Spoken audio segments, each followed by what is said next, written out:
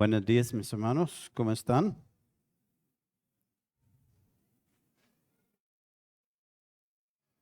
Eh,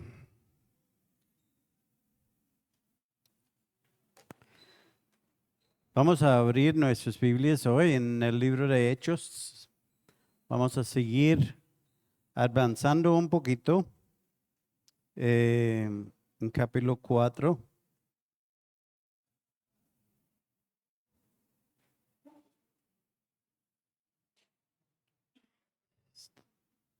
Está en, no está en, ahí.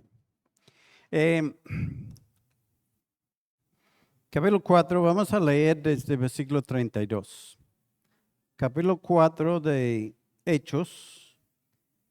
Y versículo 32 dice, y la multitud de los que habían creído era de un corazón y un ánimo, y ninguno decía ser suyo propio nada de lo que poseía, sino que tenían todas las cosas en común.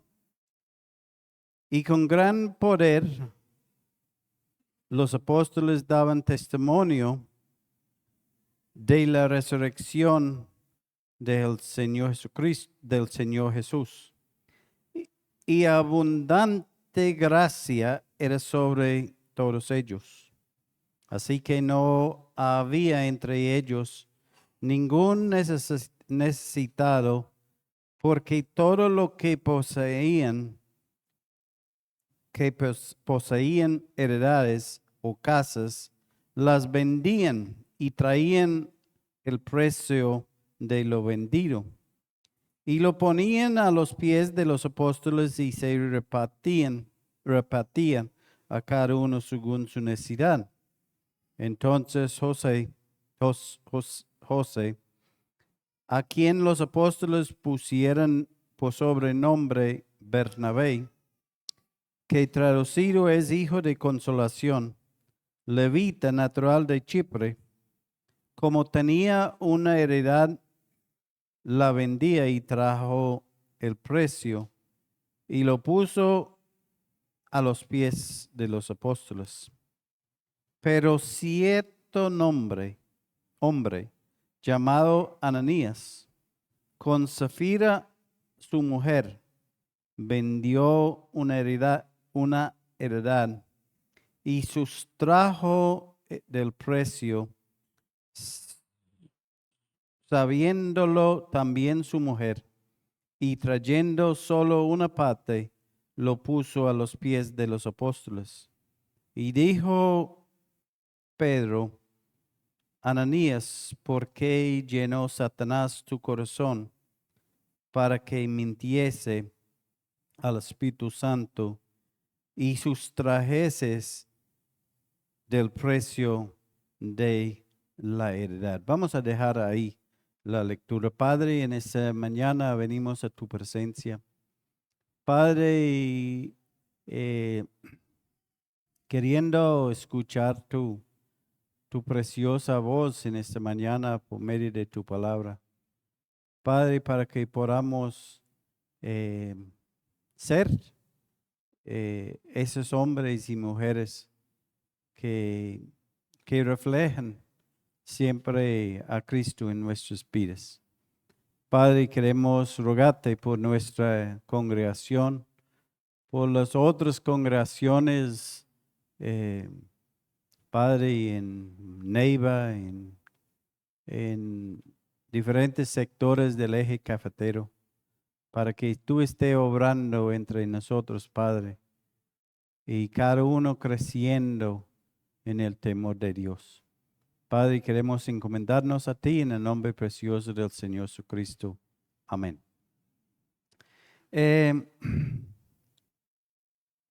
Un resumen de lo que hemos venido hablando de la iglesia primitiva. Recuerden que no estamos hablando de una iglesia en la selva donde, cierto, las personas son salvajes, no. Estamos hablando de la iglesia al su inicio. De pronto eran hombres ahí que conocían más de la escritura que nosotros mismos, ¿cierto?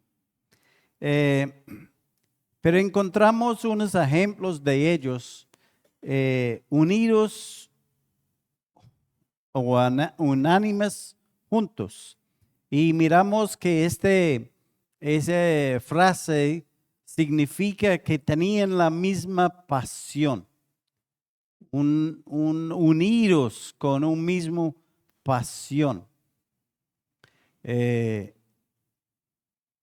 Encontramos que el día de Pentecostés, cuando Pedro predicó su primer mensaje evangelística, que había un poco de gente, 3,000 personas, que escucharon la voz del Señor por medio del Espíritu Santo y se compungieron en su corazón y creyeron en Jesús. Y aquel día 3,000 personas fueron bautizados. ¿Cierto? Tremendo, ¿cierto? Cuando vemos esa paz pasando. Estos creyentes nuevos se reunieron, empezaron a reunirse y perseveraban, perseveraban en la doctrina de los apóstoles, en las enseñanzas, lo que los apóstoles les estaban enseñando. También en la comunión, la unión entre ellos, la comunión de los hermanos, en la cena del Señor, como hemos en esa mañana reunidos para celebrar la cena del Señor, para recordarlo a Él en su muerte, su sepultura, su resurrección y su pronto venida. Y también estaban unidos en la oración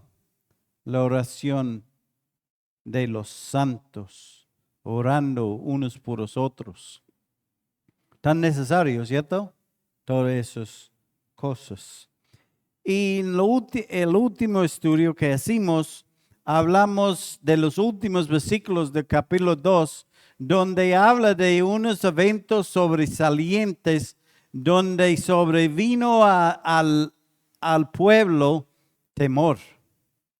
Cuando ellos vieron todas esas cosas pasando, la salvación de almas, la obra del Espíritu Santo, muchos tenían temor, un temor sano, un temor de Dios. Y los apóstoles hacían maravillas y señales entre el pueblo. Y los creyentes mantenían juntos. Nota que empezaron juntos y siguen siendo juntos. Y nos terminamos hablando de cada día el Señor añadía a los que habrían de ser salvos, ¿cierto? Hermanos, ¿esa es una iglesia deseable? Nosotros desearíamos vivir o estar en una iglesia donde estamos viendo, donde hay el temor de Dios, donde hay unas obras maravillosas, el Señor por medio del Espíritu Santo, por su palabra, haciendo entre nosotros. Nosotros como unidos en una armonía y en cada día viendo personas llegando a conocer a Cristo. Esa fue la iglesia primitiva. Eso es lo que sucedía en ese tiempo. Cuando pensamos en el libro de Hechos es un libro histórico. Es historia. Cuenta una historia. empieza la historia desde la ascensión del Señor Jesucristo. Sabemos que en los evangelios, terminando los evangelios, el Señor Jesucristo había sido crucificado por nuestros pecados, para la salvación de nosotros. Y en Hechos capítulo 1 encontramos los discípulos reunidos con el Señor Jesucristo y el Señor está llevado de entre ellos. Y sabemos la historia que el ángel decía, este Jesús, Él va a volver como ustedes lo acabaron a ver salir. De esa misma manera. En capítulo 2 tenemos los discípulos esperando la venida o la llegada del Espíritu Santo que el Señor mismo les había prometido. Y el comienzo de la iglesia. Y en el resto de capítulo 2 hasta el final del libro de Hechos, tenemos los primeros 30, 40 años de la iglesia, de la vida de la iglesia. Vemos la iglesia creciendo, extendiéndose por todo el territorio romano en aquel tiempo. Unos discípulos sin letras y del vulgo, pescadores, acusados de trastornar el mundo entero. Pensando en esto de los pescadores, en Australia hay muchos pueblos por la costa. Y una de las cosas de estos pueblos, una de las características de estos pueblos son los pescadores. Y por esos hombres usualmente son hombres sencillos. No tienen educación universitaria. Ellos viviendo ahí en la playa, cerquita de la playa, su papá pescador y ellos siguiendo desde muy niño, aprendiendo de sus padres a pescar. Y cuando salen del colegio, lo lejos de ellos es pensar en una carrera universitaria. El deseo de ellos es estar sobre el mar, pescando. Y esos eran los discípulos. Sabemos que ellos dejaron su padre, ¿cierto? Y seguían a Jesús. Pero hombres acusados de trastornar el mundo entero. Pensando en eso, cierto, nosotros a veces creemos que de pronto que uno tiene que ser alguien grande, alguien elocuente, alguien para hacer un impacto en nuestra sociedad. Pero mira lo que tenemos en esos discípulos. Unos hombres sencillos, en las manos del Espíritu Santo, y Dios los utilizó. ¿Hay una lección para nosotros en ese pensamiento? A veces creemos que no, pero ¿qué puedo decir yo? Hemos sentido así. Cuando vamos a hablar el evangelio con alguien, sentimos como como inadecuados.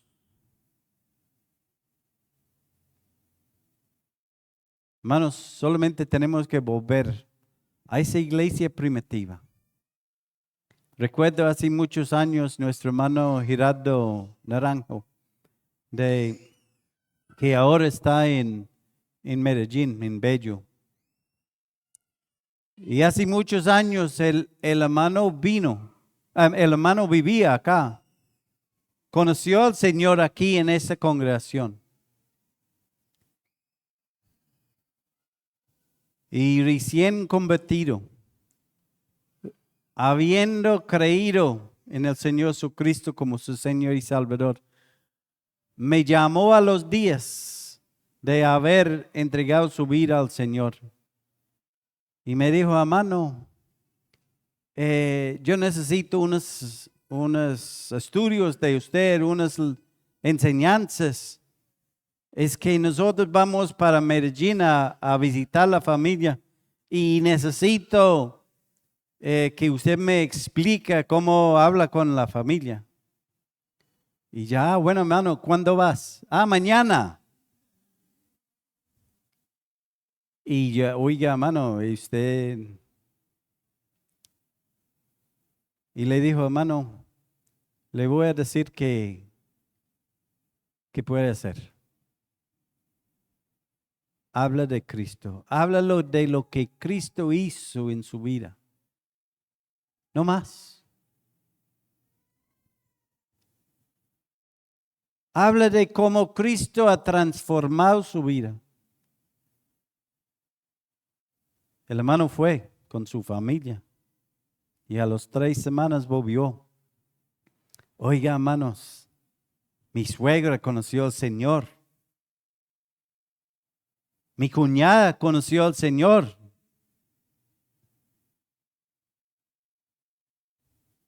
Y a los días también el suegro conoció al Señor. Hermanos,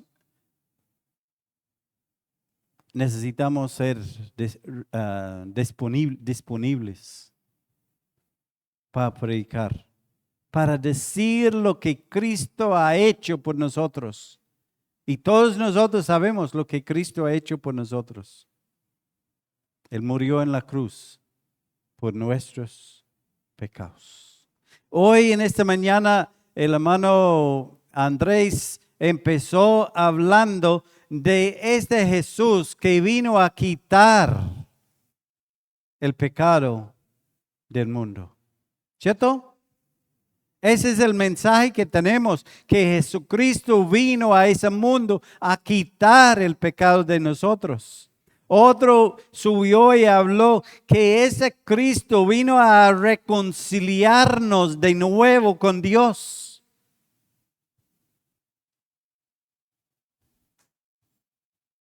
Ese es el mensaje que tenemos en esta mañana.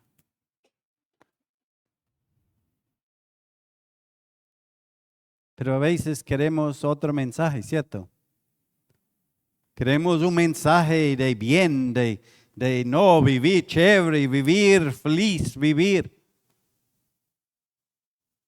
Cuando el mensaje real de salvación tiene que ver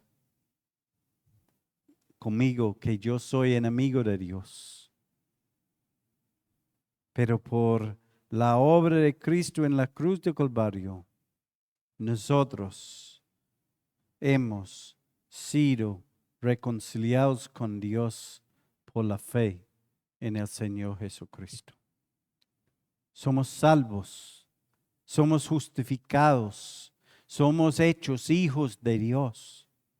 Tantas cosas que tenemos en el Señor Jesucristo. Y miles de personas creyeron en Jesús por ese mensaje de salvación. Qué alegría nos da, ¿cierto? Escuchar de esas personas llegando al Señor Jesucristo por el mensaje del Evangelio, el poder de Dios para salvación. La iglesia comenzando en Jerusalén y al tiempo empezó a extenderse llegando hasta Asia y a Roma. Asia hoy día es Turquía. Y el Evangelio llegó hasta Roma por la predicación del Evangelio. El único mensaje de salvación. Hermanos, no hay otro. El Evangelio es que Cristo Jesús vino al mundo para salvar a los pecadores. Ese es el mensaje. No buscamos otros, hermanos, que Cristo Jesús vino. Y ese mensaje extendió por todo este territorio romano en aquel tiempo y llegó hasta Roma el Evangelio de salvación. Una historia del poder de Dios para salvación, la edificación de la iglesia, pero también, hermanos, los efectos del pecado sobre la iglesia del Señor. Y eso es lo que queremos hablar en esa mañana. Hermanos, nosotros nos gozamos escuchando la salvación de almas, ¿cierto o no?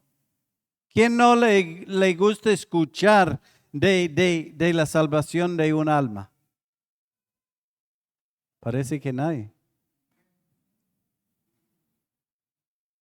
Hermanos, eso nos motiva. A mí me motiva. Muchas veces personas han entrado a ese local y yo no, esa persona nunca va a conocer a Cristo. Y a mi sorpresa, el Señor está obrando en su vida.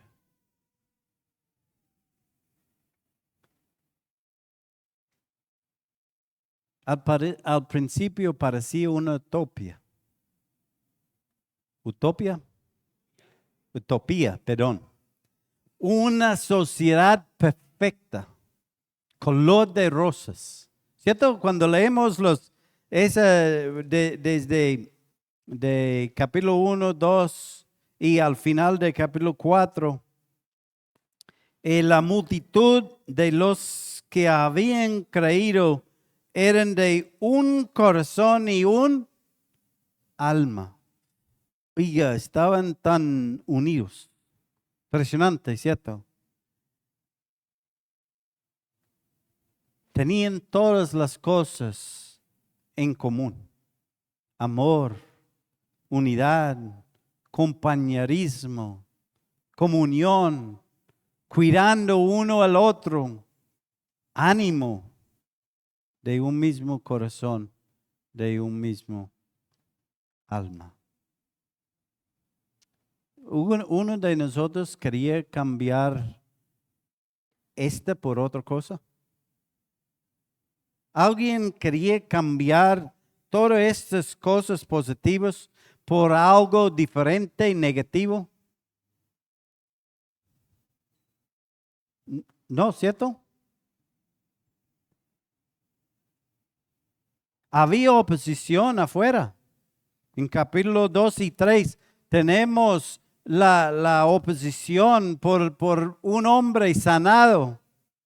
¿Cómo así que le sanaron? Cogieron los discípulos, los llevaron.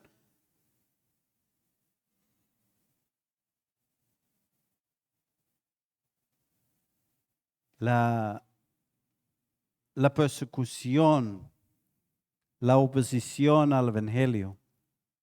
Pero en medio de esta oposición tenemos los discípulos envalentonados por la persecución.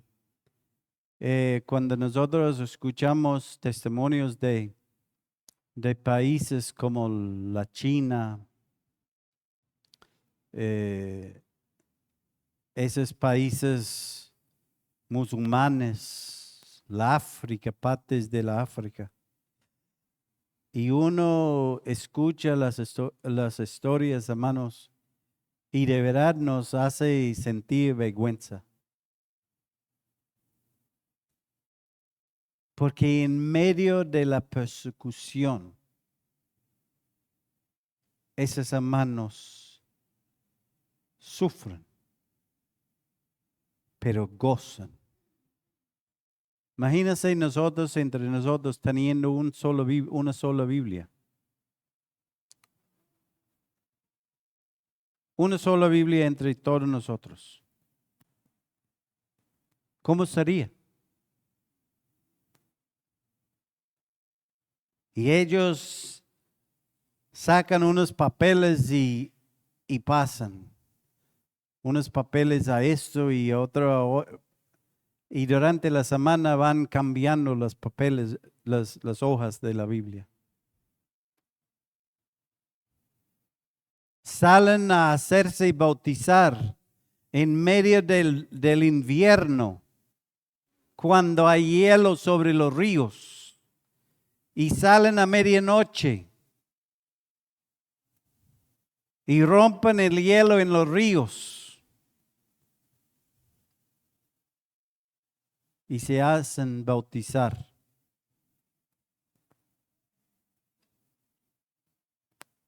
Porque este es el único tiempo que la policía militar no está en la calle. Ellos están en su casa entre las cobijas. Y estos creyentes salen a hacerse bautizar, a identificarse con Cristo en las aguas frías, congelados. ¿Cuántos de nosotros de verdad estaría dispuesto a salir a hacerse bautizar? Un hermano me preguntó ahorita, hermano, ¿cuándo van a tener los bautizos? El hombre deseoso de hacerse bautizar. Pero hermano, le llevamos a la China para bautizarle en el invierno. ¿Cómo sería?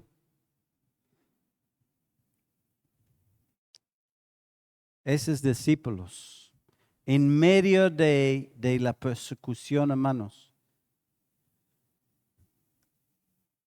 sufriendo, pero gozándose, todos unidos, de un corazón, de un alma, con denuedo, predicando el evangelio, sanando a los enfermos, haciendo bien a todos. Qué maravilla, ¿cierto? ¿Nos da celos? Lección para nosotros hoy. En Romanos capítulo 5, versículo 4, capítulo 15, versículo 4. Esa porción está hablando del Antiguo Testamento. Y dice, porque las cosas que se escribieron antes, las cosas que se escribieron en el Antiguo Testamento, para nuestra enseñanza se escribieron, a fin de que por la paciencia y consolación de las Escrituras tengamos esperanza. El libro de Hechos tiene el mismo propósito, aunque no fue escrito en el Antiguo Testamento. Para nosotros hoy día, el propósito del libro de Hechos es enseñarnos, de consolarnos y darnos esperanza. Es interesante que el libro de Hechos no termina. El libro de Hechos no tiene un amén al final. El libro de Hechos simplemente dice, sabed pues que a los gentiles es enviado esta salvación de Dios y ellos oirán. Y cuando hubo dicho esto, los judíos se fueron teniendo gran discusión entre sí. Y Pablo permaneció 2 años enteros en una casa alquilada, Recuerda, Pablo está en Roma, encarcelado en una casa que él tenía que pagar por el arriendo por la casa, aunque tenía los guardas ahí a su lado. Y recibía a todos los que a él venían, predicando el reino de Dios y enseñando acerca de Jesucristo abiertamente y sin impedimento. Eso es como termina el libro de Hechos. El libro de Hechos sigue. ¿Por qué sigue? Porque eso es lo que nosotros tenemos que hacer hoy. Predicar el evangelio de Jesucristo. Y el libro de Hechos está escrito para que nosotros podamos tener consuelo, podamos tener paciencia, podamos ver cómo el Espíritu de Dios obra en las vidas de este mundo en que vivimos y para que podamos tener esperanza. Hay doctrina. Sí hay doctrina en Hechos. Algunas personas dicen que no, el libro de Hechos no es doctrina, es solamente historia. No, hay doctrina. ¿Cómo sabemos que la iglesia primitiva celebraba la cena cada 8 días? Hechos 20. ¿Cómo sabemos que los que recibieron a Jesús fueron bautizados? Que celebraban la cena del Señor. Todo está ahí en Hechos. Hay doctrina. Hay práctica. Cuando hablamos de práctica, estamos hablando de cómo hicieron las cosas. ¿Cierto? Cómo hicieron las cosas. Y hay prácticas. También hay ejemplos. Hay ejemplos buenos y ejemplos malos. Hay personas que abandonaron la fe. Y hay otros que fueron fieles en la predicación y enseñanza de la Escritura, aún siendo perseguidos, aún pasando por prisiones. Tenemos ejemplos y también tenemos advertencias. Y lo que acabamos de leer hoy de Ananías y Zafira es una advertencia para nosotros. Capítulos 1 a 4, los primeros 2-3 años de la iglesia. Persecución de afuera. Y capítulo 5, tenemos la entrada a la iglesia. El pecado, como entró en el Edén. En medio de una utopía. En medio de la perfección entró el pecado en Edén. Y en medio de una escena tan bonita entró el pecado a la iglesia primitiva.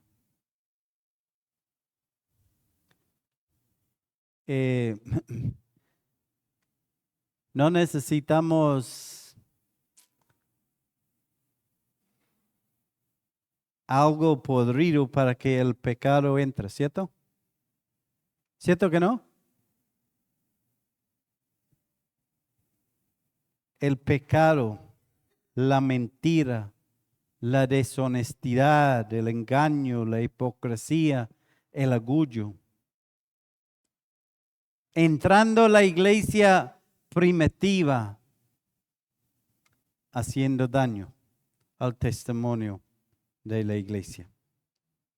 Pablo escribe en 2 Corintios capítulo 2, versículo 11,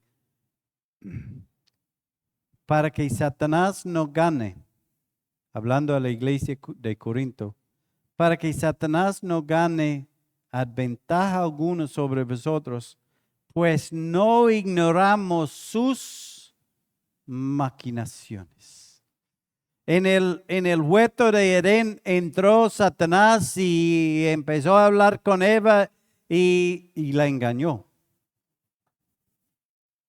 Él era más astuto.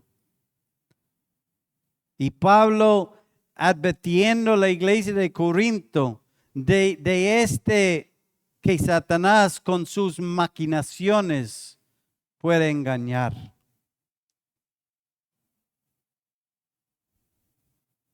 El Satanás es el agente principal de la tentación. Nos tienta utilizando a nosotros mismos con nuestros deseos de la carne, nuestros deseos de los ojos y la vanagloria de la vida, nos dice Juan. ¿Cierto? Él utilizó a nosotros mismos para tentarnos, para engañarnos. Tenemos un enemigo que utiliza estrategias probadas y comprobadas. Él no ha cambiado su estrategia desde Edén. Le funcionó en Edén y Él sigue utilizándolo a nosotros en la vida de nosotros mismos. Lo que es propio a cada uno de nosotros. En Hebreos dice el pecado que nos asedia. El pecado que nos llama la atención. Este es como Satanás, lo que Satanás utiliza. Y nos sorprende. En 2 Corintios 11:3 dice, pero temo, otra vez Pablo, temo que como la serpiente con su astucia engañó a Eva, vuestros sentidos sean de alguna manera extraviados de la sincera fidelidad a Cristo, para seguir nuestros deseos. ¿Cuántas veces tenemos luchas? Sabiendo que lo que estamos siendo tentados no es de la sincera fidelidad a Cristo. ¿Cierto? En Pedro dice, sed sobrios y velad, porque vuestro adversario el diablo, como león rugiente, anda alrededor buscando a quien devorar, al cual resistid firmes en la fe, sabiendo que los mismos padecimientos se van cumpliendo en vuestros hermanos en todo el mundo. Satanás está un adversario, buscando a quien puede devorar. Y nosotros somos presas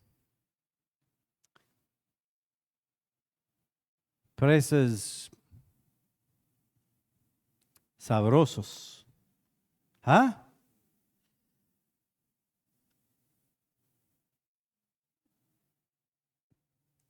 Como él apareció en el Edén, no tiene escrúpulos para aparecer entre nosotros. Somos juego limpio para él. Él no juega por las leyes de Dios. Él tiene sus propios juegos y sus propias reglas son limpios para él. Y él Él quiere meterse entre la iglesia. ¿Sabemos eso? Uno ha escuchado de congregaciones donde cuando llegan la gente y empiezan a echar a Satanás. ¿Cierto? ¿Hemos escuchado eso? Fuera, Satanás. Yo fui un día, fui con un hermano en Cali, estuvimos y fuimos a un restaurante enseguida de una iglesia y entonces fuimos, estaban ahí gritando, fuera Satanás, fuera, fuera. Y fuimos a chismosear.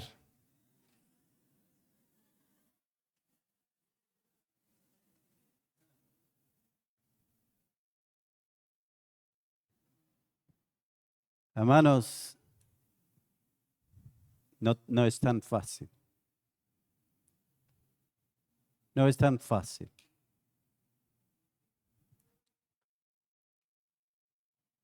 Él apareció en el lugar más puro, en el Edén.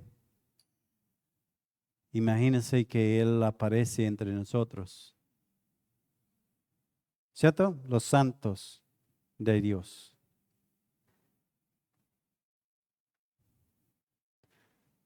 Ananías y Zafira se dejaron llevar por la carne, por los deseos de este mundo, los ojos y la vanagloria.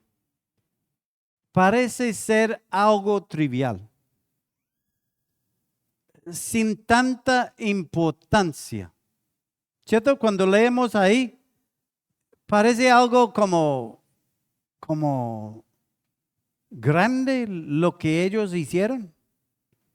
Ellos vendieron una propiedad y decidieron, bueno, vamos a meter una parte en el bolsillo.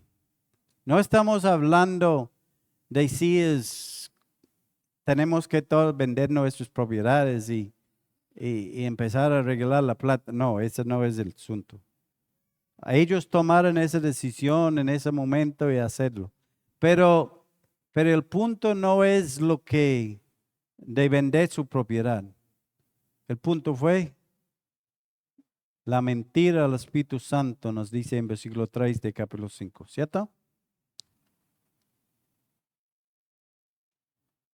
¿Cuántas veces hemos mentido nosotros?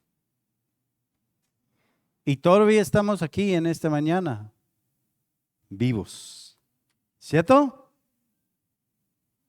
Gracias al Señor, ¿cierto? Pero si el Señor fuera a actuar, si Pedro estuvo aquí entre nosotros con su valentía para confrontar la situación. Una mentira a medias no afecta a nadie, ¿cierto? ¿Cierto que sí?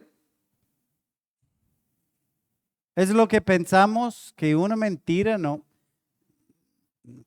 ¿Qué va a hacer una mentira?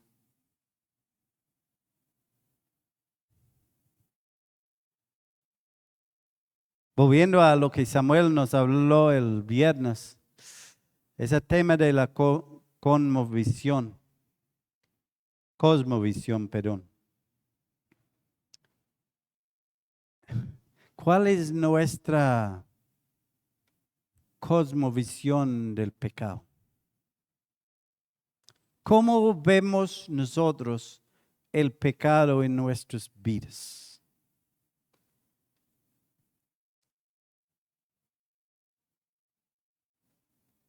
¿Quién soy yo en Cristo?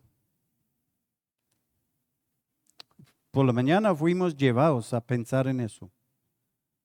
¿Cómo debe ser mi conducta siendo lo que soy en Cristo? ¿Sí? Efesios 4:17 dice, eso pues digo, y requiero en el Señor que ya no andéis como los gentiles. Ya no andéis como los gentiles, que andan en la vanidad de su mente, teniendo el entendimiento entenebrecido, ajenos de la vida de Dios por la ignorancia que en ellos hay, por la dureza de su corazón, los cuales después que perdieron toda sensibilidad, se entregaron a la lascivia para cometer con avidez toda clase de impureza. Mas vosotros no habéis aprendido así ¿de quién? De Cristo. Hermanos, somos diferentes. Nosotros, si usted conoce a Cristo, usted es diferente. ¿Sabe eso? ¿Usted es diferente? No podemos ser iguales a los de afuera. Los que no conocen a Cristo, no podemos ser iguales. Nuestra ética de trabajo, nuestra hablar. Hermanos, a mí no sé si yo soy un viejo.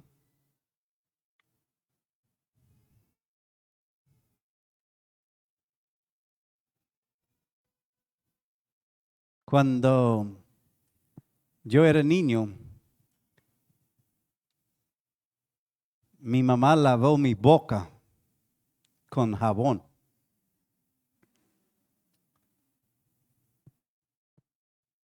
Por decir, shut up, cállate, a mi hermano o mi hermana, no recuerdo cuál. Un día mi hermano me sapió porque él dijo que yo había dicho una palabra que no dije, pero recibí una pela. Todavía tengo rencor en mi corazón, ¿eh?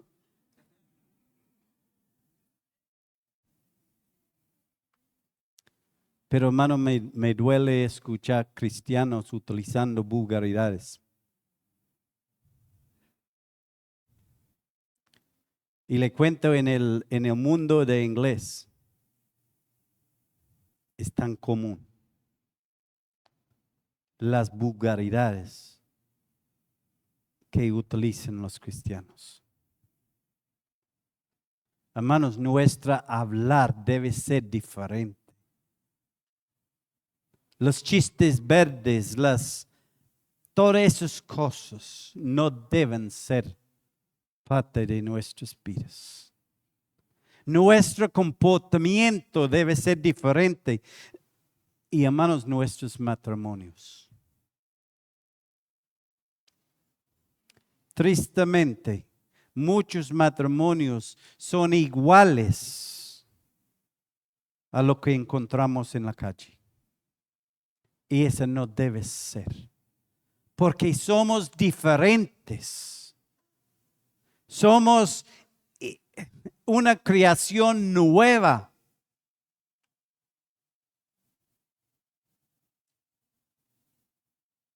Jóvenes, ustedes no deben vivir como el mundo vive.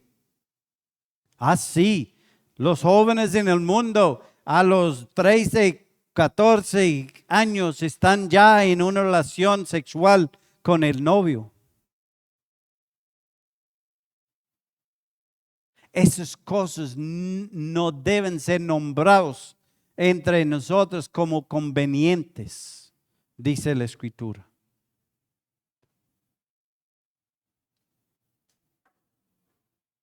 Pero estamos viviendo en un mundo donde el mundo está entrando a la iglesia. El pecado está entrando a la iglesia. Las normas del mundo han entrado a la iglesia.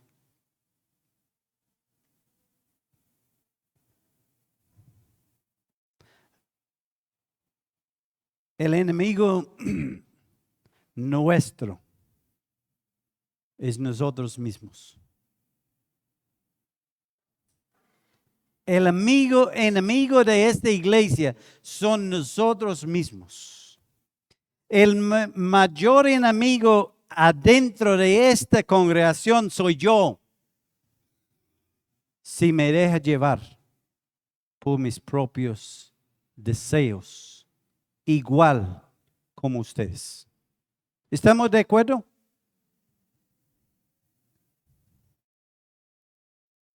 Hermanos, es la verdad. Olme y yo estuvimos en una reunión en esos días, yo en dos, él en uno, del mismo asunto. Hermanos, me dio tanta vergüenza.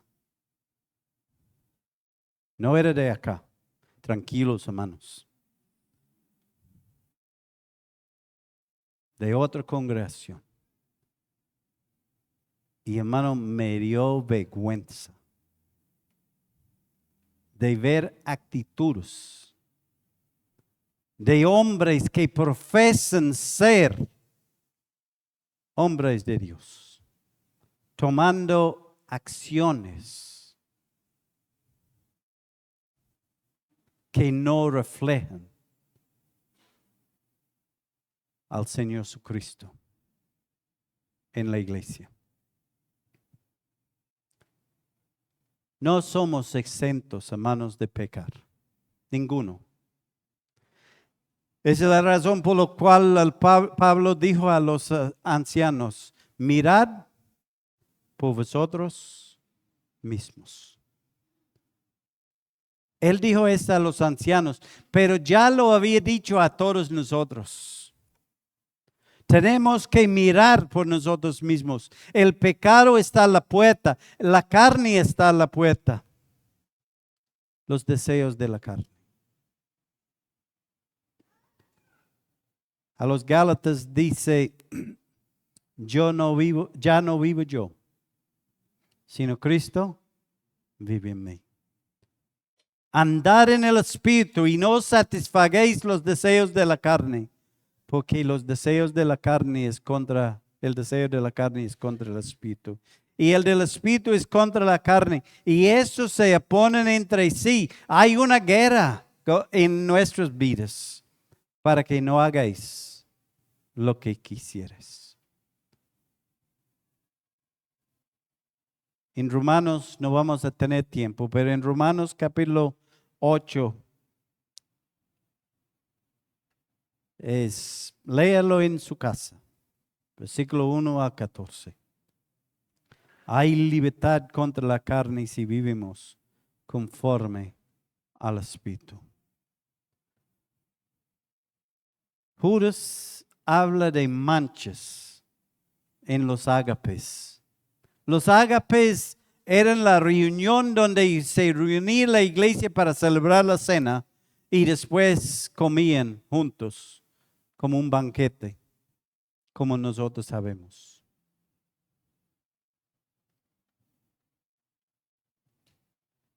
Y Judas dice que entre ustedes, entre sus ágapes, entre sus cenas del Señor, hay manchas.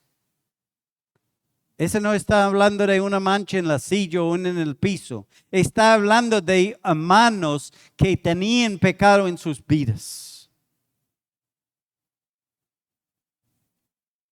Ananías y Zafira mancharon el testimonio de la iglesia primitiva. ¿Sí? Hermanos, que podemos aprender algo de la historia de Ananías y Zafira. Ninguno de nosotros somos exentos de entrar pecado a esa congregación por nuestras actitudes, por nuestros deseos carnales, ni de traer cosas de ese mundo adentro. Que el Señor nos libra, ¿cierto? Que nos libra de eso. Padre, estamos conscientes de nuestras debilidades. Y Padre, ruego para que, como David dijo, he guardado en mi corazón, he guardado tus dichos para no pecar contra ti. Ayúdanos, Señor, porque somos débiles, somos carnales, pero gracias porque tenemos el Espíritu Santo, tenemos tu palabra que nos enseña, que nos advierta, que nos corrige y que nos instruye. Padre, que tú tengas la preeminencia entre nosotros. En el nombre precioso del Señor Jesucristo. Amén.